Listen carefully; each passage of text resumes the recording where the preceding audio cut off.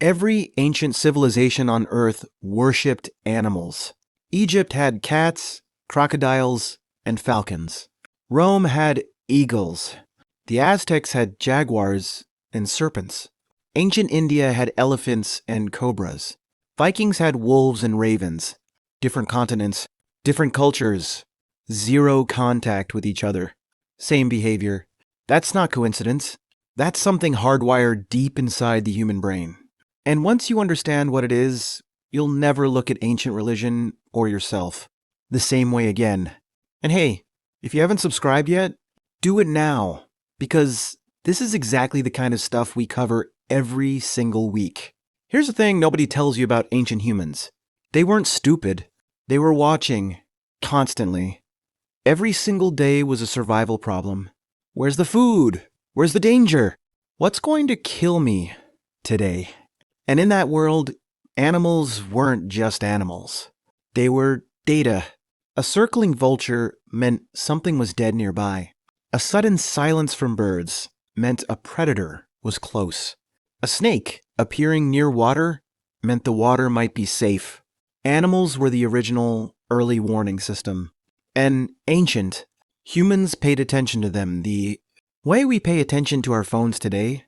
So when something appeared that seemed to defy explanation, an animal that could see in the dark, survive underwater, disappear, and reappear, kill something 10 times its size, the ancient human brain did what human brains always do. It tried to make sense of it. Here's the science behind that. The human brain has a built-in system called agent detection. It's a survival mechanism. When your ancestors heard a rustle in the grass, their brain immediately assumed something caused it. An animal, an enemy, something with intention. The brains that assumed agency survived. The ones that didn't got eaten. This system is so deeply wired that it constantly overfires. We see faces in clouds. We hear voices in wind. We feel watched in empty rooms. Ancient humans, living entirely inside nature, with zero scientific framework to explain. What they were seeing applied this exact mechanism to animals.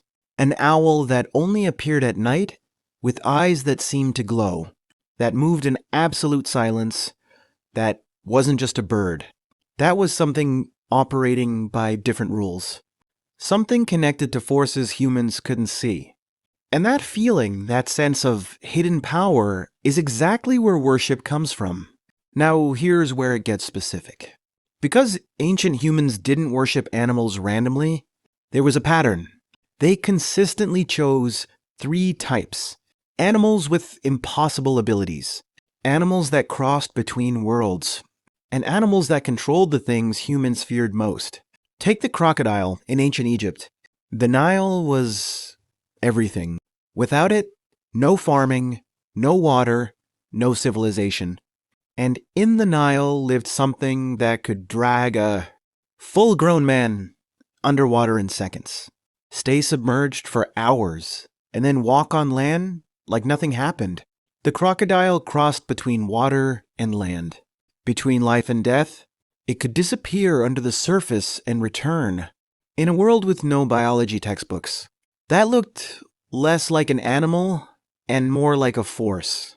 So Egyptians didn't just fear crocodiles, they worshipped the god Sobek, depicted as a crocodile, prayed to him before entering the Nile, kept sacred crocodiles in temple pools, fed them meat and gold jewelry. Was that irrational? Or was it the most logical thing? Possible building a psychological relationship with the most dangerous thing in your environment? Now take cats. Same Egypt.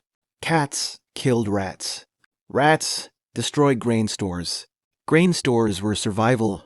One good rat infestation could wipe out an entire season's food supply, which meant starvation, which meant death.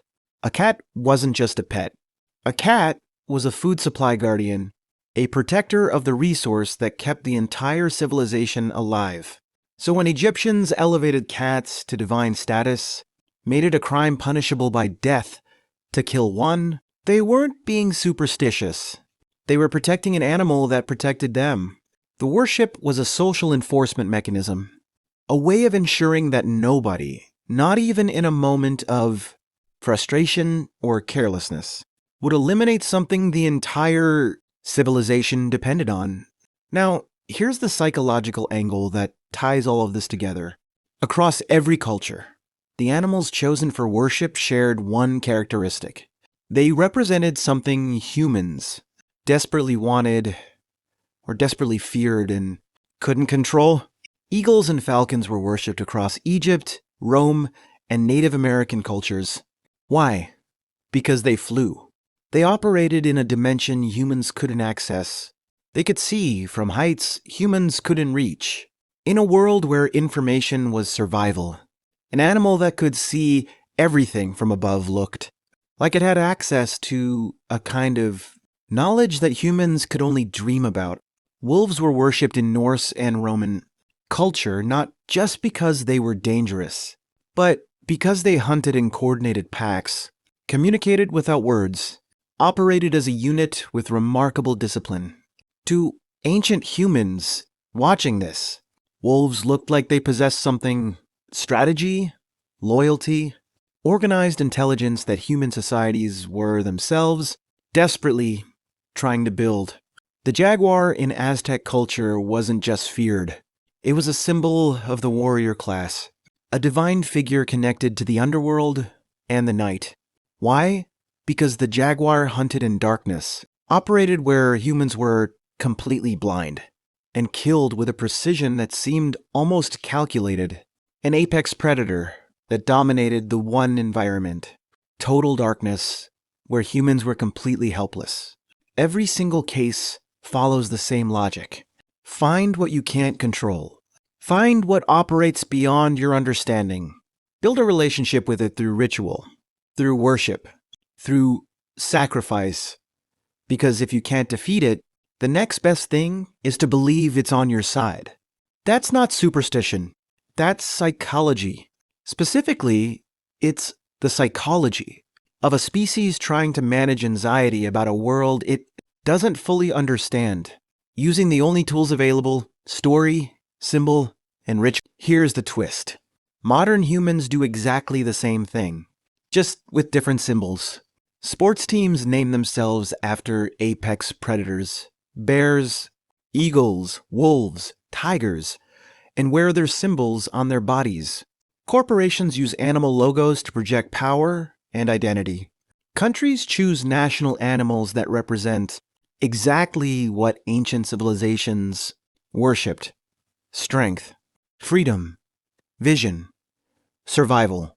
The wolf on a Viking shield and the eagle on an American passport are separated by 1,000 years, but driven by the exact same psychological impulse. Power, I want to be associated with. Strength, I want to claim as my own. Ancient humans didn't worship animals because they were primitive. They worshipped animals because they were paying attention. Because in a world with no science, no medicine, no protection from the dark, animals were the most visible proof that power existed, that survival was possible. And that force is greater than any single human we're moving through the world. The worship made sense. It always made sense. We just stopped calling it worship. We call it branding now. Does that change how you see ancient religion? Drop your answer below.